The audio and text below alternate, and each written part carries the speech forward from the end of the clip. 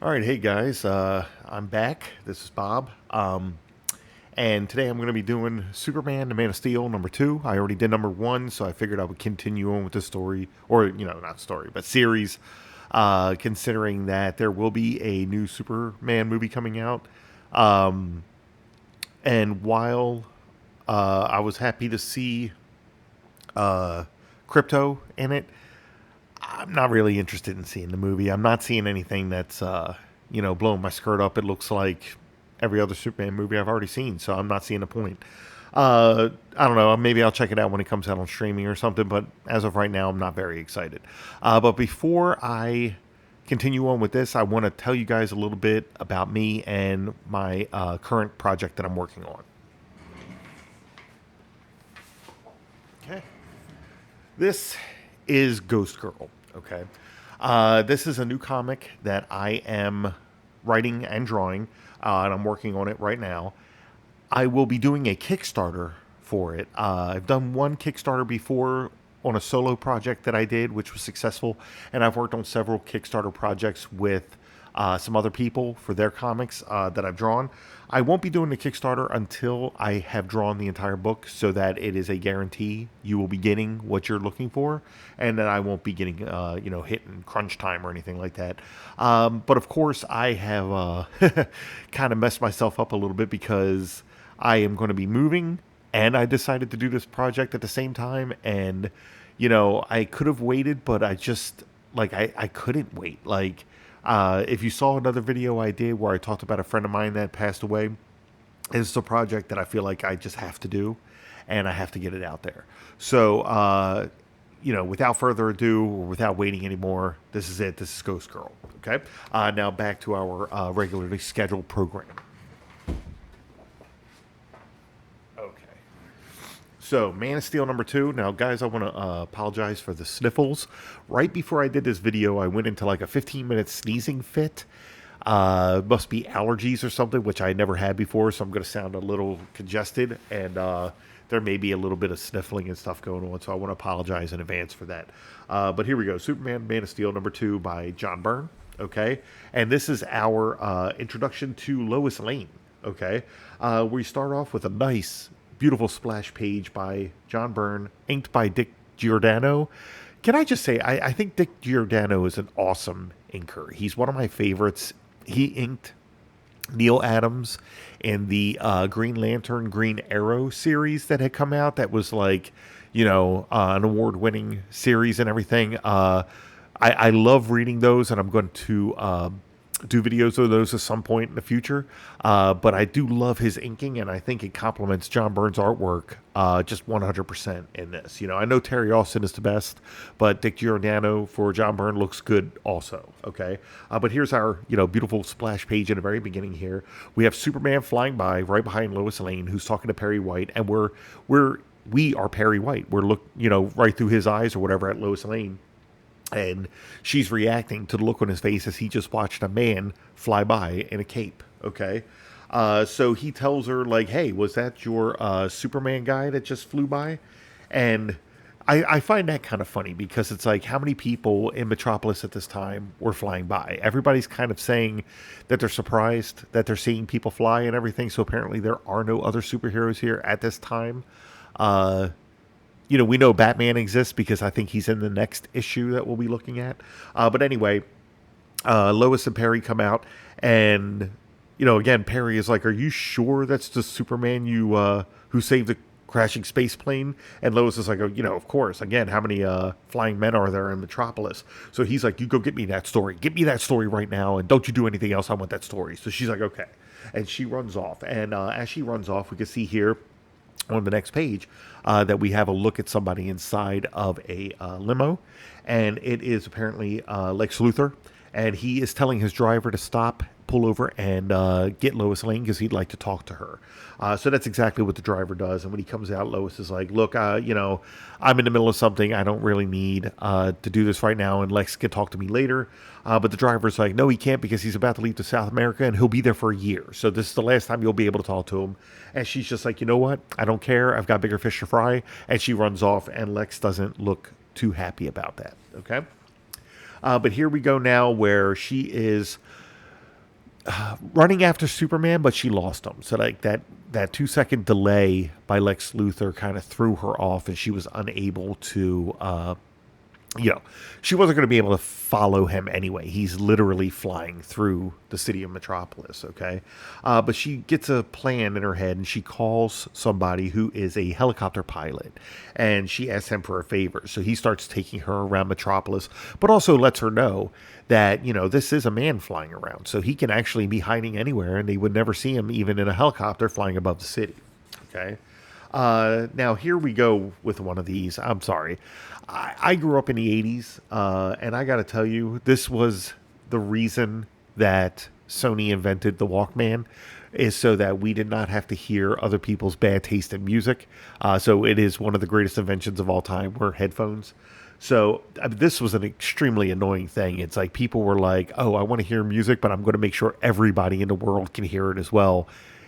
Even today, when you're doing that with your car or whatever, like, seriously, I don't want to hear it. Okay. But as she's walking down the street here, listening to the radio, this guy just jumps out and grabs her purse and runs off, right? And she's just like, hey, man. So he runs off, and of course, Superman here jumps in front of him to stop him. He turns around to get away. Superman gets in front of him again. And Superman's like, you really don't want to steal this purse from that woman. She doesn't look like she has his much more money than you do, so let's go return it. So he takes the guy and the purse, and he flies back over to the woman. And the woman is literally just walking down the street again, listening to her radio, like she didn't just lose her identification, her money, and all of that. It kind of looks like she didn't really care much. She wasn't going somewhere to call the police or anything like that. I don't know. I find that a little weird. But anyway, Superman returns the money to the woman. He puts the guy in a trash can and puts the trash can up on a light pole so that the guy can't get out. And that is, he's telling the woman that is to hold him in place while she contacts the authorities in order to press charges. So it looks like Superman had to tell her that she has to press charges, right? And then he does the world a favor by turning her radio down and letting her know that is noise pollution and nobody wants to hear it. And then he flies off. I gotta say, so when I look at this, right, Superman just went out of his way to stop, this petty theft, right? We don't know what's in the girl's purse. It could be, some makeup. It could be, like I said, I would hope her identification is in there. But then she could also just have like $3 on her. I was robbed at gunpoint once, and all I had on me was like $2.50. Okay. So, again, not like it would be much of a loss or whatever. Maybe the purse could have been the most expensive thing the guy grabbed. And I remember, I'm sure everybody's heard of Sean Baby, who used to write for Cracked.com. And he had a website where he would talk about the people in Super Friends. And he did an article on Superman. And basically, it was like every time Superman stopped to take a dump, he could hear the cries of millions of babies as they died. And it's just like, wow, dude, like you had to think of that because like that's what Superman is. So here he is like saving a few bucks for this woman. And most likely, yes, somewhere in the world, a baby is dying. That's what I think of every time I see Superman do anything this small on the crime scale. Okay. But Superman flies away. And now we cut to this liquor store where apparently there's a hostage situation. I find it weird that a hostage situation would take place. Did I just do that? Situation? Yeah, I'm having trouble talking apparently because of my congestion. So, anyway, there's a hostage situation at a liquor store. So that seems weird to me because that's not a place where I feel like hostage situations should take place. And apparently there are several people there with, machine guns and stuff. So I don't know, it seems like overkill for the money that you're going to get from there. But out here we have Captain Reagan of the Special Weapons and Tactics Squad, okay, which is, of course, SWAT. And he's telling them to put down their guns and step out and end this and whatever and blah, blah, blah. And the guy's like, in your ear, pig, okay, because, oh, and excuse me, guys, that's my dog. So apparently somebody's walking in front of my window. So we're going to hear that. But he's like, in your ear, pig, right? So, yeah, but my favorite thing here is that Captain Reagan was like, wow, I was kind of hoping my reputation would be enough to scare them out of there. Can anyone who watches these videos, all five of you, tell me if you know the captain of your SWAT team and wherever you live? I don't know. I'm just saying. I don't recall seeing, I don't know, videos or whatever, or you know, like seeing news programs or whatever that's like, oh, here's the captain of this SWAT team, and he's like the greatest captain of the SWAT team ever, and whatever. But Superman shows up, and we get the cliche joke of, hey, what circus did you escape from? And Superman's like, no circus, sir, I can assure you. I would just like to ask you to take your men back, have them step back because I'm going to go in and I don't want anybody getting hit by stray bullets. And Captain Reagan's like, the fuck are you talking about, man? But Superman's like, I assure you, just get back. I'll take care of this for you and you don't have to worry about it. And he starts walking over to the terrorists? Are terrorists the ones that take hostages? The criminals? So how, I don't know, right? But anyway, Superman's walking up, and the guy's like, "Don't you go any closer," you know. And Superman's like, "What are you afraid of? You can see in this outfit I'm not wearing any. I don't have any weapons or anything, you know, because you can see my blood pumping through my veins in this outfit. That's how tight it is." And the guy's like, "I said hold it." And Superman just walks right up.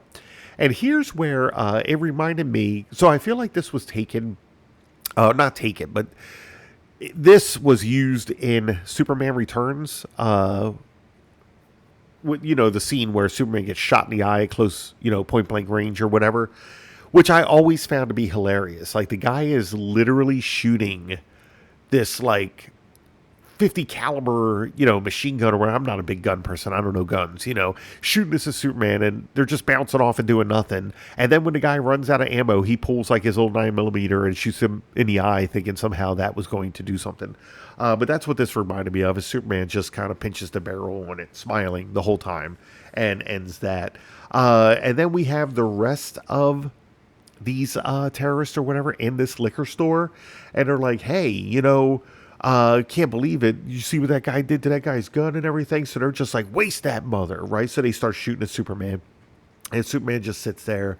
And Superman uses his heat vision to heat up all their guns so that they drop them. And then he goes in and punches them. In the 80s, that's the thing you could do, and nobody would question that. You would just be like, oh, you get knocked out. But like nowadays, I always hear stories of like people who got punched and like freaking died from it, you know? Yeah, it can happen. You know what I mean? So, like, Superman, the strongest guy in the world, punches somebody, even if he calls it, you know, some of his softest taps. Okay, I still feel like he could cause some permanent brain damage or something amongst these people. Even though, you know, again, they did take a bunch of people hostage, right? Superman starts walking over to this person that I actually didn't know was a woman. This is a picture of her right here. And I don't know. I just thought it was a long-haired guy at first, the way that they're drawn. But this woman here is like, you wouldn't hit a lady, would you? And Superman's like, no. And comes over and takes her glasses off and then punches her. Which is like, it's funny, but it's like, I gotta tell you, I feel like Superman was kind of a dick in this comic. And we're going to get to, you know, another thing that he does here or whatever. But he knocks that woman out, and then he takes, apparently she was strapped with dynamite because they were going to blow up the liquor store, and like the 5 people that were held hostage in there or whatever. I'm not, again, this one seems, I don't know, a little weird. Like, this couldn't have been at a bank or some other major, you know, place with more people or whatever. This was at a tiny liquor store. I'm not sure what the point was because they didn't get to tell their demands or anything like that. But Superman, you know, diffuses this bomb, and he's like, okay, I don't think I'm required here anymore, so I'm going to fly off. And just as he's flying off, Lois Lane had heard this on the radio and got her helicopter pilot to take her to the scene. And she jumps out of the helicopter, runs down the stairs to get there, and they're like, yeah, he was here, but he just left a few seconds ago. And then we get this hilarious montage of everywhere Superman shows up. Lois Lane is showing up right behind him and missing him. But I think my favorite thing on this page, because the artwork's amazing, right? The outfits here, they're making Lois Lane out to be this incredibly stylish reporter. And that's not a thing I think I saw Lois Lane as before, but I really like it. Like, most of the time in comics, you just see everybody wearing like the same outfit they wear all the time. Seeing this change up like this and everything. Like, I feel like John Byrne just had a fashion magazine next to him and he was picking out whatever, cool outfits he could find or whatever for Lois. Then we go back to the Daily Planet and we have Jimmy Olsen show up, right? The classic dorky Jimmy Olsen. And he comes in and he's like, hey, Lois, what's up? You look miserable. And she's like, and why shouldn't I? I've been chasing this guy around all over the place. And the only thing that has happened with this is that I seem to have accidentally named him because the other newspapers are using the name that she coined for Superman. Okay. And then here is Jimmy giving her an idea where he's like, it's too bad that you can't show up at a crime scene before the crime scene happens so that you could be there before Superman gets there. And she's like, let me think about this. And so here we go where, this is not a new thing with Lois Lane. As far as I know, reading a lot of old Superman comics, the main thing that Superman would do all the time was not fighting Lex Luthor, was not fighting bad guys. It was trying to hide his secret identity from Lois Lane. That was like 80% of Superman comics, was Lois Lane coming up with some stupid idea to prove that Clark Kent was Superman, okay? Now, she hasn't met Clark yet, so she doesn't know that there's a secret identity or anything like that. As a matter of fact, I find it weird that even in the original, in the older books, the Silver and Bronze Age and everything, that her main goal was finding out his secret identity when you didn't really know if he even had one, But yeah, she just assumed it and was like, okay, well, it's Clark Kent. It'll, because of course I'd be working right next to the person that I'm constantly looking for, and I'm going to prove that he's Superman. So here she is, where she drove her car off a pier, okay, and she's drowning, and Superman hears her and he's like, okay, I'm going to go save her.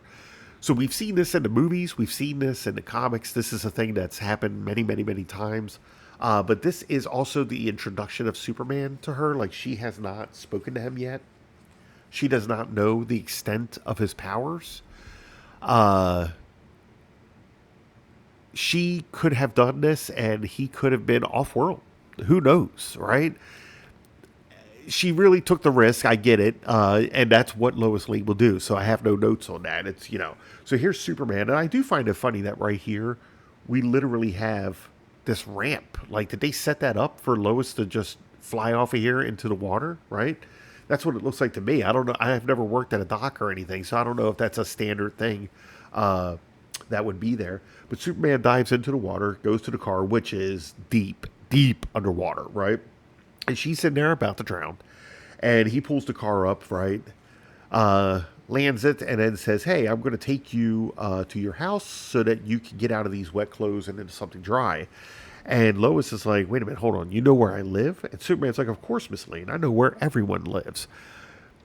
I'm a little creeped out. Superman has Santa Claus powers. Is he omnipotent? I mean, it's easy enough for us to know that he could have used X-ray vision to look in her purse and see her identification and where she lives, or he could have been stalking her already, or whatever. There's like 100 things that he could have did here or whatever.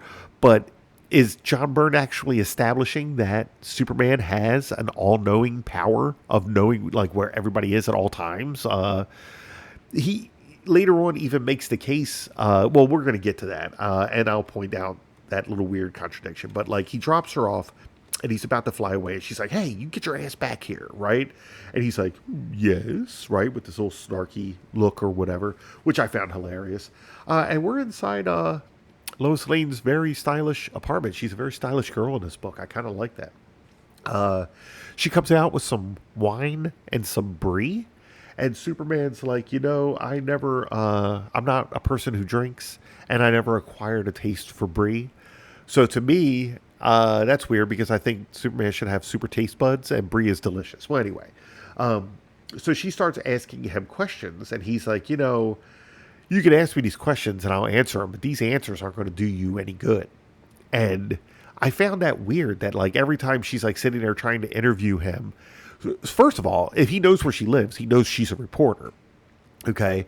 She didn't really like, I mean, I guess they like did identify that he knew that it was Lois Lane or whatever, you know. So he knows she's a reporter. So she's sitting there trying to interview him, and again, he is answering her questions, but he keeps letting her know. He's like, you know, uh, I don't know where I'm from exactly, but also, he says, like, here, there's nothing more I can tell you, Lois. And as I said, what I have told you isn't going to be of much use, right? He just keeps stressing that during the interview. And he flies off. But he also, before he leaves, tells her that he saw that she had an oxygen tank in the car under the front seat while she was underwater. So she discovered that, like, he knew the whole time that, this was her little ruse in order to get a hold of him. And again, I'd like to point out that while this has happened, how many babies have died from who knows what, car accidents, plane crashes, fires, whatever, right? This is this is my problem whenever I'm reading a Superman comic, is that ever since I read that in what was to be a funny article, it's all I could ever think about. So it just drives me crazy, right? But Superman flies off and he's like, "Can you believe that Lois Lane will go through all that trouble just to, talk to me or whatever? This isn't going to, work out very well for her.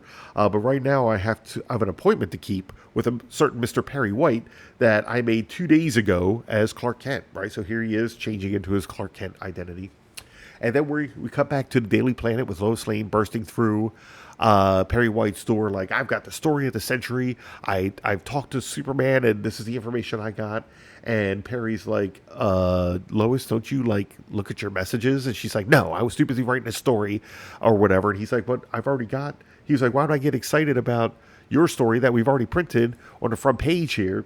The exclusive story on Superman, which we got from our new reporter, Clark Kent," right? So this is what I was talking about earlier when I was saying that Superman's kind of a dick in this book.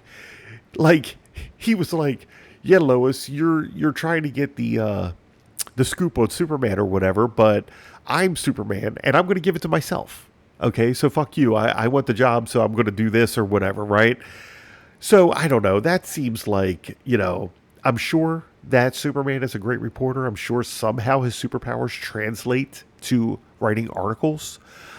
So, that makes sense, I guess. Superman can literally do everything because he's Superman.